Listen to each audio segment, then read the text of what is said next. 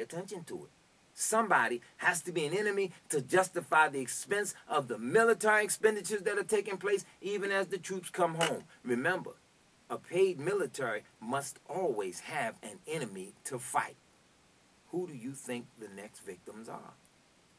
Now understand this, because this leads to the supremacy of the military-industrial complex, which means the police/law enforcement and the military will work hand in hand. Because, see, as the time goes on with the suspension of posse comitatus, with the creation of the Matrix, with the invention of the Office of Homeland Security, you got to understand what's taking place, which is why the police can stop you in Baltimore on McCullough Street from Western District like they did a group of working men from P&J Contracting just last Thursday and disrespect them in the worst way with no evidence of a crime.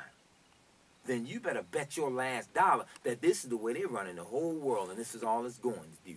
Now, a controlled media, business owned and or operated, check the evening news, because when it goes off, it always says this program is sponsored and brought to you in part by such and such a company, by this one or by that one. But yet the negative images that are being painted, you got to look at the board of directors of those companies that are sponsoring the media, and then you got to look at those that are on the board at the local media to understand racism 101 as it operates.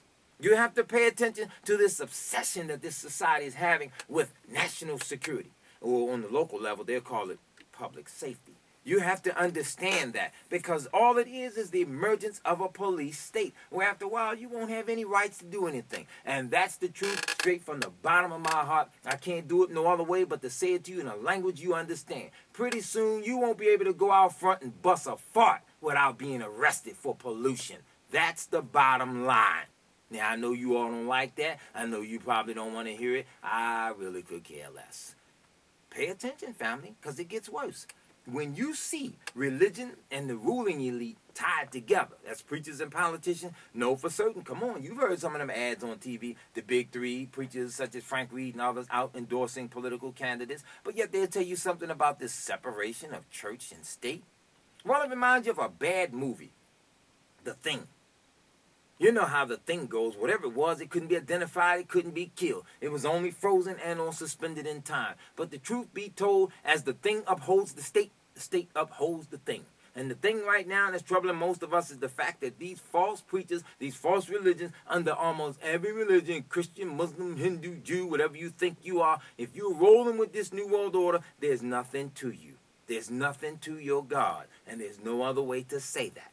But remember now, when you see the power of corporations being protected while labor is being suppressed or even eliminated altogether, then you better know for certain that these tax breaks and these land thefts and this inability to receive proper employment or unemployment, all of this is part of a major master scheme. And they're keeping those police working because they know that eventually all nationalities have a go-off point. There's a point where everybody gets to a point where they're not going to take it anymore. And that brings us to an interesting question. Why all of a sudden did the governor decide that he would set up the blue light campaign for the police like the Amber Alert for nationwide killing of a police officer? Here's something to think about, family. They know that they're passing laws as well as secretly giving orders and or direction to the police to be able to do specific things that are against the law. They know that after a while, even the abuse that the police will be pushing forward, the law-abiding citizens are not going to take that much longer. So what they're doing is preparing already in advance because they know at some particular point in the not-too-distant future, many people are just not going to take this thing lying down, and that's what they want. Trust me, America is on its way out, and this financial collapse and this morass that America finds itself in, they can't come up out of it any kind of way, shape, form, or fashion. Which is why even in Baltimore, a little town and or city such as this, you can't get the activist community organized around anything because some people are so greedy, so ambitious, so egotistical that they only have their own self-interest at heart, and they will go at all others, falsely accuse people of things that they did not do while scratching and striving to get to the top, searching for good times. Well, remember, brother, just like Florida and James, they never got out of the ghetto. Neither will you with that wicked and unjust ambition. And I did not stutter as I said that to you. You don't like it? You come see me. Now, family, let me move a little further along because, see, the police need to understand this as well. And next week, when I bring these brothers on, and I'm going to let them tell their own story of how they were brutalized and how they were victimized by a gangster in a suit and tie all the way in Baltimore from Connecticut. Come on, Officer Handler. You are a hypocrite in the highest. Yes, his name is Officer Handler, badge number 98. Worst piece of trash I ever seen since the last episode of Joey Soprano. You gotta understand, these gangster white boys, racists come in town from other situations and know nothing of your community, can't stand you, despise you, hate, disrespect you, and then don't even believe that you are a working taxpayer, despite tons of dust and dirt on your clothes. Come on now. Only other way to turn this thing around is to tell the community the truth. You stand there in a $400 or $500 suit, and we know you are crooked and corrupt as a barrel of fishing hooks, and there's not a straight one in the barrel. Let us remember that. So, family, on the road to fascism, when you see society, especially in an election time, facing an obsession with crime and punishment, you better know for certain that a lot of time it ain't even about crime and punishment. It's about a fear of people getting so tired that they rise up according to the rules of the Constitution that says when the government does not work in a clear and just manner, that the people have a right to overthrow and to rebuild a duly elected government. That's the thing that they do not want. So you all pay attention to this stuff. And lastly, on the road to corruption of fascism, remember, whenever you see fraudulent elections, when candidates can't get mentioned that have the best interests of the people at heart, but businesses that own and control the politicians can put their money behind whoever it is that they want in the forefront, back up any radio host or any news reporter that they want, and support them day in and day out and pump all kinds of propaganda to them, then you better know and understand that no amount of voting is going to pull you up out of this. Family, I turn you to the pages of a book entitled Of Paradise and Power, America and Europe in the New World Order. Pay attention, because whatever happens on the local level happens on the national and on the international level, because America's domestic agenda is always the same as its international agenda. If they're destroying black people in the cities of Baltimore and all over America, then you best believe that it's built on that same premise as they go around the world. So that's the way it goes. Robert Cooper wrote on Europe's need to address the hard truth of what's taking place with Europe and America in the so-called postmodern world.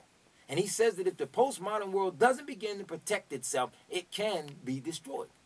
Cooper goes further to say on page 74 of the book Of Paradise and Power, and I suggest this to you radio personalities and you news reporters that really don't do no reading, that really don't do no serious research, that do a lot of gossip, that do a lot of innuendo. I suggest you get yourself some books and some data and some right information while we have a chance before they close the gates and before this sinking Titanic goes down. You better get up off your butt quick and get yourselves armed with some right information and quit buck dancing and shining, unless you just gonna get yourself some black shoe polish and some white paint and paint them big old lips and get on out there and show everybody that you are the clowns that you really are, and stop picking on people that are doing the best they can, because a simple visit to your doorstep will cut all of that nonsense short. Hear what I said.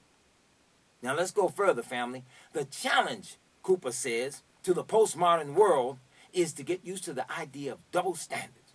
Now, this is international policy. Tell me they're not doing this on the national level. Among themselves, Europeans may operate on the basis of laws and open cooperative security.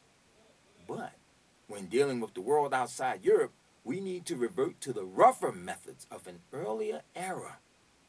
Force, preemptive attack, deception, whatever is necessary. Did you hear that? This is Cooper's principle for safeguarding society. He says, among ourselves, we keep the law. But when we're operating in the jungle, hear that racial code word, when we're operating in the jungle, we must also use the laws of the jungle. And Cooper directs his argument particularly at Europe, and he couples it with a call for Europeans to cease neglecting their defenses. Hear what he says, stop neglecting your defenses. And he names them, both the physical and the psychological. So, family, you better be ready to know and understand that they're planning to use deception, trickery, attack you first, bust in your houses, arrest you, knock you down, destroy you, beat you, brutalize you, your children, your family, the murders, all of the things that have taken place in all of these foreign countries that they've done around the world. Come on, you know the story, you know the history. They did it down in Nicaragua. They did it down in Africa. They did it over in Afghanistan. Wherever they went in and sowed seeds of discord and discomfort and disrupted the lives of the people, and then they come back years later as friend, as missionary, as business community to uplift. But you've already tore down and beat down all of the people. So come on now. We're looking at these things happening in our community while they're running men. They're getting the Native Americans. They're getting the Hispanics. They're playing the blacks against the Hispanics and the Hispanics against the black. Two nationalities that ain't got no reason to fight one another. Man, I tell you of the truth, I talked to 3 of the most ignorant police that I've ever encountered in the history of my life here in Baltimore just last Thursday. And I'm going to let the young men that are coming on next week, all of them, working men, registered voters, taxpayers, people who have paid their dues to this system while the system is designing and structuring itself in a way where it turns their back on them. Arrest men for little or nothing. Take their keys from them. Go to their houses while you have them in custody and raid their houses, kick in their doors, threaten their families, call them monkeys to their face. And you dare think that we respect you? I can't think of the title of the song, but NWA had a good old song years ago that talked about the police. Oh, man, I think I'll dig it up this evening just so I can sit back and play that song. Because before it's all over, everybody's going to be playing that song. And though I'm playing with you and acting like I don't know what the title of the song is, I know you all know it, and chances are you're bobbing your heads and you're singing it in your mind's eye right now because you've had them same problems. But here in America, you're dealing with a dictatorship where there's a single-handed group of unelected, tiny leaders, wherever they may be gathered together. And they work with the media and the false information and everything else that they can do to control the thoughts of the people. Then they run around with this cultic allegiance from people who have nothing to gain by their irrational allegiance to all of this nonsense. And yet they want to attack people who are just simply trying to present the truth. Look here, nigga.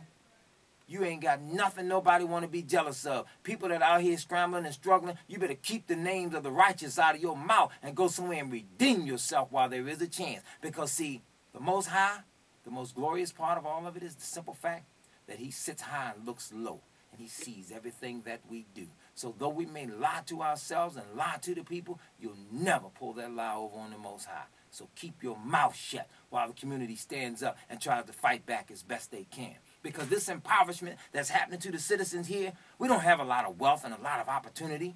But all of the material possessions and things are being taken away from the people. And they're out there scrambling for the essentials, for their own survival, while dealing with brainwashed citizens who come off and declare themselves as preachers and radio hosts and news reporters and doctors and teachers and all of these different things while you have sold your soul and your butt to the devil. And I keep insinuating that because I want people to understand the negative nature of what's taking place in this society. And you all are playing the game, man. It's the deadly game.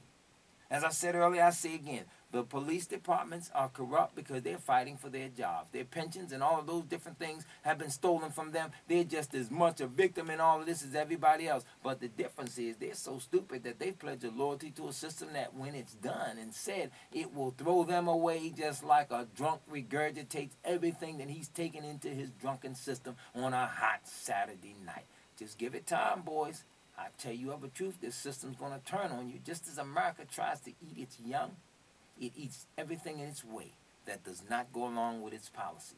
So, family, while you have a chance, I suggest to you in the city of Baltimore that you start trying to unify yourself, stop buck dancing and clowning and bucking around for the white man and making everybody your enemy because, see, pretty soon you keep on bothering the wrong people, somebody's going to find you somewhere with a radio stuck up your butt. And that's the way this thing is going because, see, people are not afraid of this nonsense anymore. People are not afraid of being brutalized. People are sick and tired of the injustices that they have to face. But then niggas are standing in the way, holding it up, seeking to destroy it. Listen, family, I know I pissed a lot of you off tonight, and I really don't care that I pissed you off. The community is sponsoring it. They want me to bring it forth and present the data as best I can. I have no role models or anything of that nature to look after, just the best interests of the people.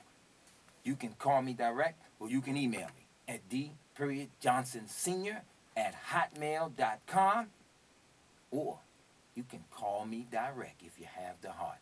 443-326-2565. Again, that's 443-326-2565. Call me if you have the heart. Peace to your family. I'll talk to you next week.